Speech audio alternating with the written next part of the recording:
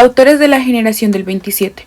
Integrantes: Margarita Pinzón, Saray Roa, Paula Quevedo, Juanita Peña, Mariana Solanilla y Paula Perdomo.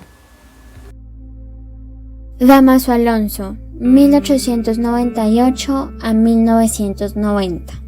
Fue alumno de Ramón Menéndez Pidal en el Centro de Estudios Históricos, lugar que desempeñó una función básica en su vasta y profunda formación intelectual. En la residencia de estudiantes en Madrid conectó con los que serían sus compañeros de generación: Federico García Lorca, Rafael Alberti, Luis Cernuda o Manuel Alto Laguirre. Enseñó lengua y literatura española tanto en universidades extranjeras como nacionales, Berlín, Cambridge, Valencia, entre otras. Asimismo, fue director de la Revista de Filología Española y de la Real Academia Española. Sus profundos análisis sobre Luis de Góngora los llevaron a escribir distintos libros acerca de él, como lo es La lengua poética de Góngora o Estudios y ensayos gongorinos. Dámaso Alonso ha definido Hijos de la Ira como un libro de protesta escrito cuando en España nadie protestaba. Es un libro de protesta y de indagación. ¿Protesta contra qué? Contra todo. Pues habían presentado dos hechos de colectiva Besania que habían quemado muchos años de la vida, uno español y otro mundial. Y por las consecuencias de ambos, escribió Hijos de Ira lleno de asco ante la estéril injusticia del mundo y la total desilusión de ser hombre. Es también un intento de indagación en la realidad del mundo, en su esencia y de su primera causa. La vida es monstruosa porque es inexplicable. De esta doble consideración nace todos los matices y contradicciones que el lector podrá encontrar en las distintas posiciones respecto de la causa primera. Pedro Salinas. Pedro Salinas fue un poeta español, miembro de la generación del 27, en la que destacó como poeta el amor profundo, intelectual y humanista.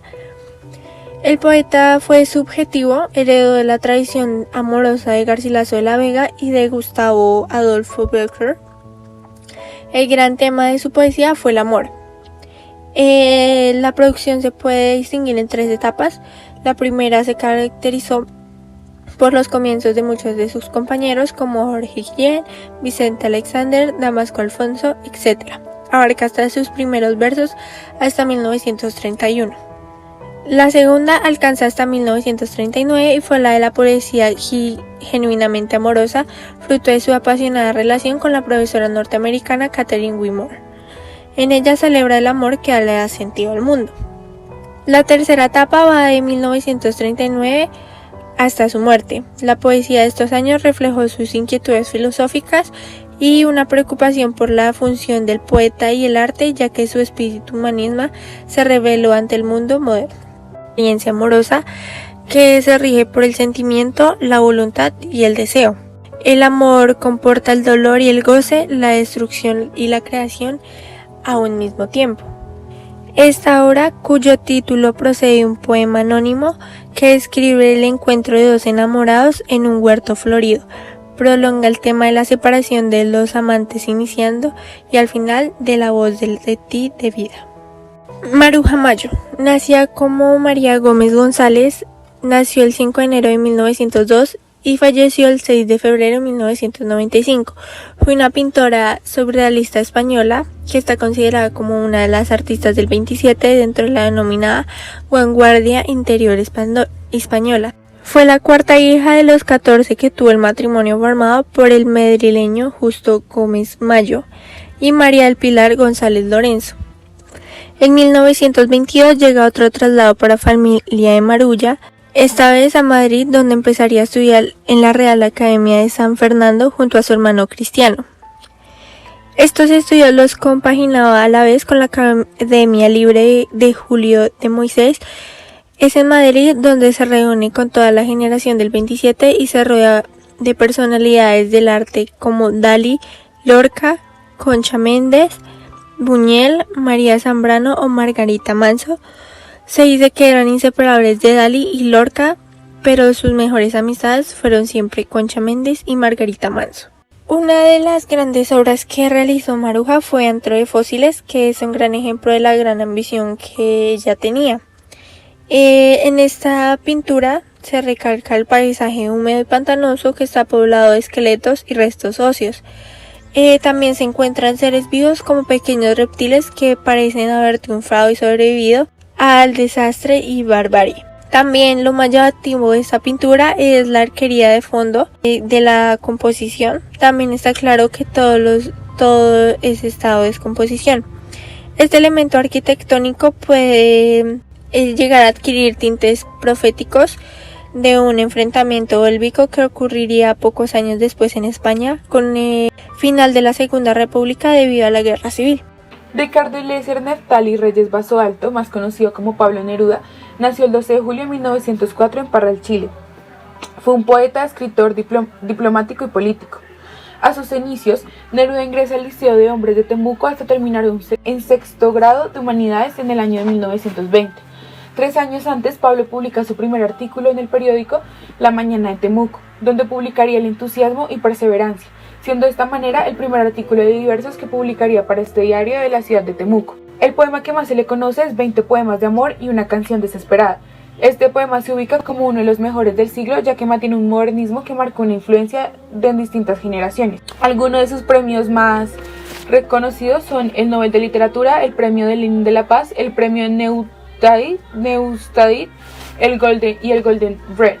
De su carrera política se podía hablar mucho, ya que destacó y fue de gran ayuda para su país natal.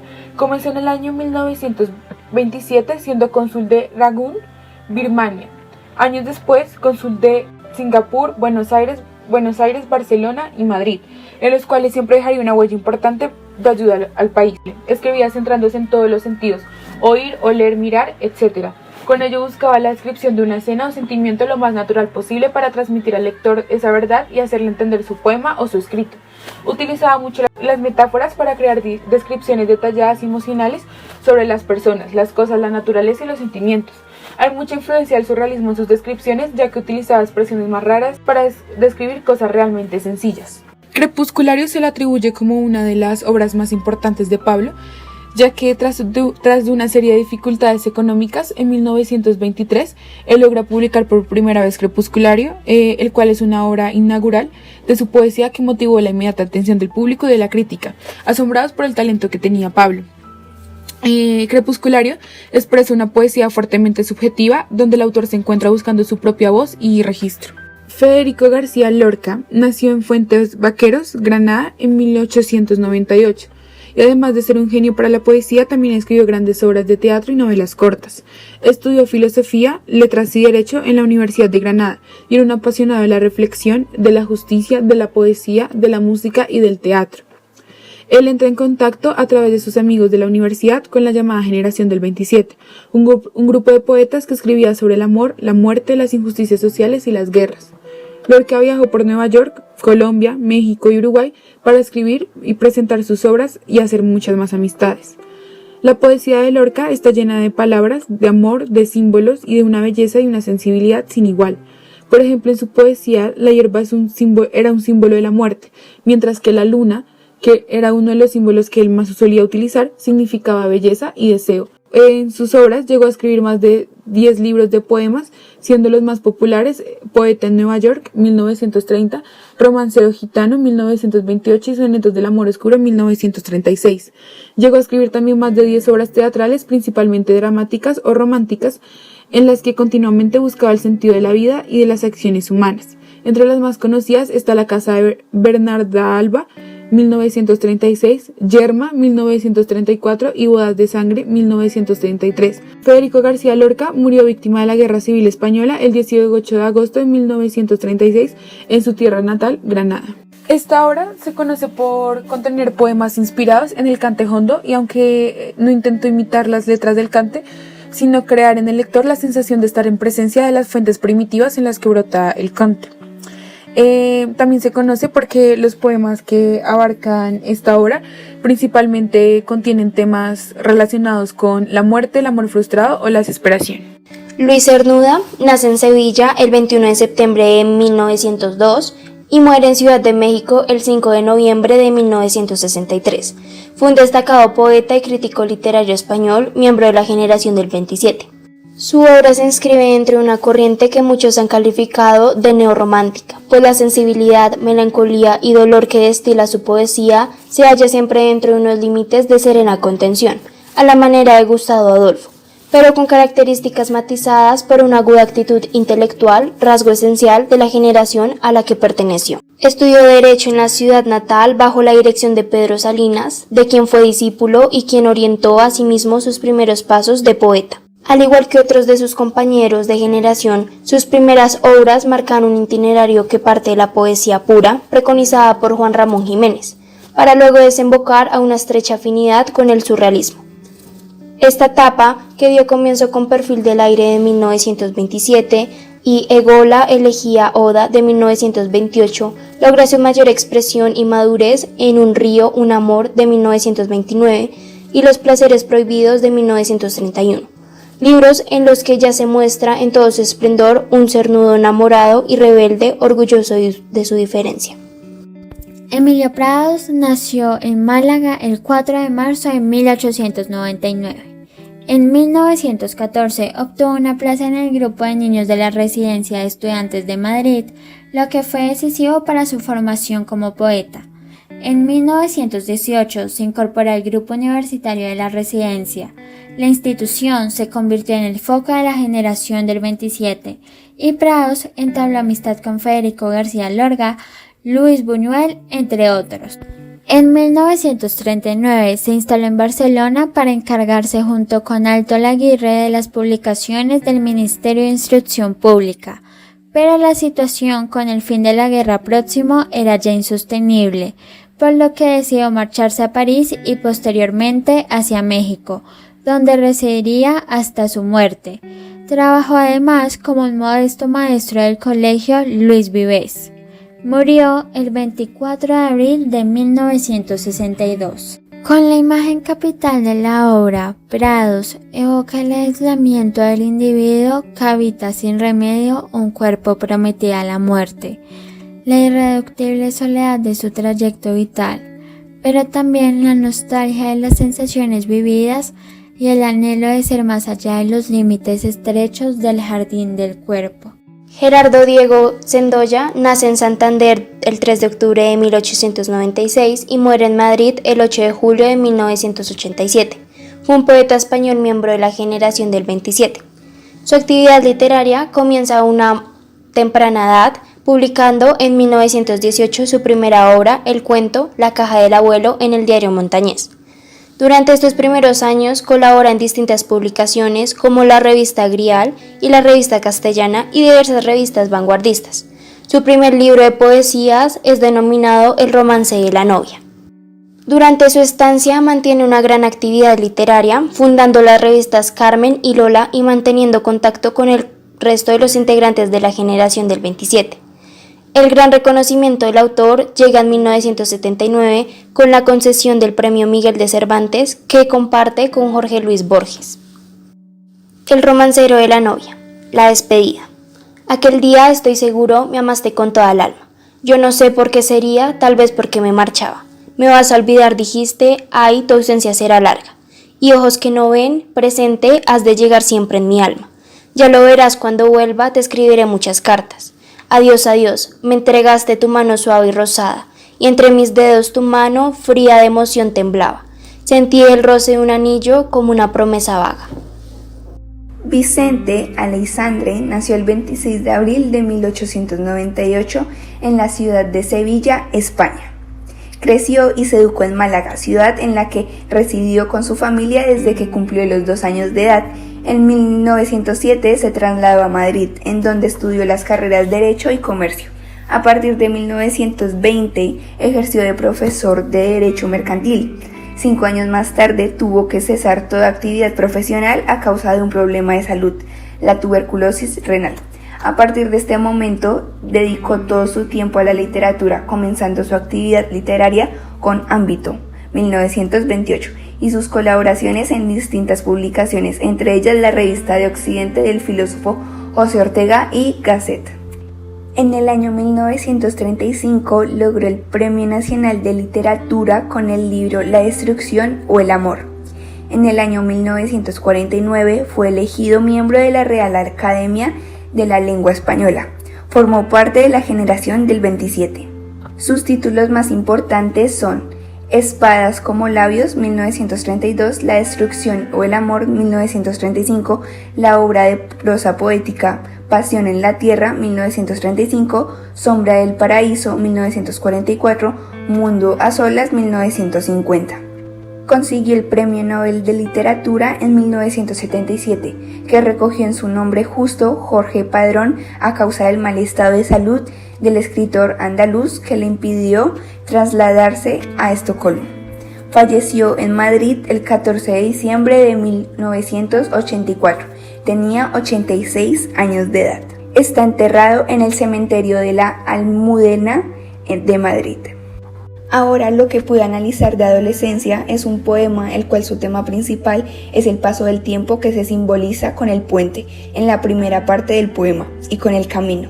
En los últimos versos podemos observar claramente el paso del tiempo, ya que habla del paso del muchacho a ser un anciano. Incluso menciona la muerte en el verso 9 con la palabra desvanecerse. Manuel Altolaguirre nació el 29 de junio de 1905 en Málaga. Viaja a Francia en 1930 y establece su propia imprenta. En 1932 contrajo matrimonio con la poetista Concha Méndez. De 1933 a 1935 vive en Londres, donde siguió editando libros y fundó la revista hispano-inglesa en 1916, en recuerdo del año de la muerte de Cervantes y Shakespeare. Regresa a España en 1935 y edita la revista Caballo Verde para la poesía dirigida por Pablo Neruda, perteneciente a la generación del 27. Su poesía tiene influencias iniciales de Juan Ramón Jiménez y de Pedro Salinas y posteriormente de Luis Cernuda. Su obra incluye Las Islas Invitadas, 1926, Ejemplo, 1927, Soledades Juntas, 1931, La Lenta Libertad, 1936, Nube Temporal, 1939, Fin de un Amor, 1949 y Poemas en América, 1951, entre otras. En 1939, tras la Guerra Civil Española, se exilió en Cuba. En México fue productor, guionista de Subida del Cielo, 1951, de Luis Buñuel. Su paso por el cine experimental se refleja en sus largometrajes El Cantar de los Cantares, 1959. Es autor de un ensayo sobre Garcilaso de la Vega. Finalmente, Manuel Altolaguirre falleció el 26 de julio de 1959 durante un viaje a España y con un accidente de automóvil en Burgos. Lo que pude analizar con el poema La voz cruel es que posee un tono de denuncia muy claro en el marco de la Guerra Civil Española. El poeta carga contra los manipuladores que aterrorizaron a los demás para que se enfrentaran y lucharan hasta exterminarse. Y ello es un ambiente de crueldad. Fueron miles de muertos que solo acertaron a comprender que fueron carne de cañón en el momento de morir. Esos seres que lucharon y murieron violentamente eran personas con familias, con seres queridos, pero la manipulación perversa por parte de los topos de vicio los condujeron a la muerte. Jorge Guillén nació el 18 de enero de 1893 en Valladolid, España. Cursó estudios de Filosofía y Letras en Madrid, aunque se licenció en Granada en 1913. En 1920 empieza a publicar sus poemas en revistas como La Pluma y revistas de Occidente. En cuanto a su obra, Jorge Guillén está considerado, junto a Pedro Salinas, uno de los más ilustres poetas profesores de la generación del 27. Además, es el máximo representante de la poesía pura. Jorge compaginó su carrera con su obra poética Clamor, Final y Cántico, 1928, su ejemplar más destacado. En su trabajo se pueden distinguir dos etapas. Por un lado, la primera etapa antes de la guerra, Guillén mantiene, a diferencia del resto de autores de esta generación, una visión optimista de la vida y del mundo. Toda su obra se recoge en Cántico, 1928, que cuenta con 334 poemas y supone una expresión del entusiasmo del autor ante el mundo. Jorge Consideraba que el mundo estaba bien hecho y que la vida es hermosa por el simple hecho de ser vida. De aquí cito, ser nada más y basta es la absoluta dicha. En su segundo periodo tras la guerra, Guillén desde el exilio cambia su forma de ver el mundo, pasa a tener una visión menos optimista para dar testimonio al dolor y las injusticias. Destaca la obra Clamor, publicada en 3 partes, Mare Magnum, que van a dar en la mar y a la altura de las circunstancias. Clamor muestra una protesta ante los errores y las miserias del momento histórico. Guillén es optimista, pero no por ello deja de ver los defectos del mundo. De aquí cito, este mundo del hombre está mal hecho. El poema que voy a explicar es El mar es un olvido, que pertenece a Que van a dar a la mar, el segundo libro de Clamor. El título de esta obra está tomado de un verso de las famosas coplas de Jorge Manrique a la muerte de su padre. Es un libro compuesto por una serie de meditaciones sobre el pasado, los recuerdos, el paso de tiempo y la muerte. En El mar es un olvido, Guillén consigue describir cómo nos llega la muerte poco a poco y cómo todo se va convirtiendo en un recuerdo que al final olvidamos. Y el hecho de que la última estrofa solo tenga 2 versos, podemos identificarlo como que ha llegado el final, que cada vez el tiempo que queda es menos. Rafael Alberti nació en el pueblo de Santa María, Cádiz, en 1902. Fue escritor, pintor y poeta español, considerado uno de los grandes miembros de la llamada generación del 27. En 1925 recibe el Premio Nacional de Literatura por Marinero en Tierra, poemario publicado en 1924. Pasa, como tantos otros, por la Residencia de Estudiantes de Madrid, lugar donde coincide con Federico García Lorca, Gerardo Diego, entre otros. Es posible que fuera entonces donde naciera el germen de lo que luego sería la generación del 27. A partir de 1927, Alberti se muestra más activo políticamente en consonancia con la situación española. Se afila al Partido Comunista y se declara partidario de la República. En 1980 recibe el Premio Nacional de Teatro y en 1983 es galardonado con el Premio Cervantes. Muere el 28 de octubre de 1999 en Puerto de Santa María, España. El poema que voy a explicar es Marinero en Tierra, donde Alberti expresa su nostalgia del mar de Cádiz en un tono lúdico, casi infantil, donde el goce de los sentidos y la alegría estalla hasta el delirio, aunque en ocasiones teñida de nostalgia o de presentimientos.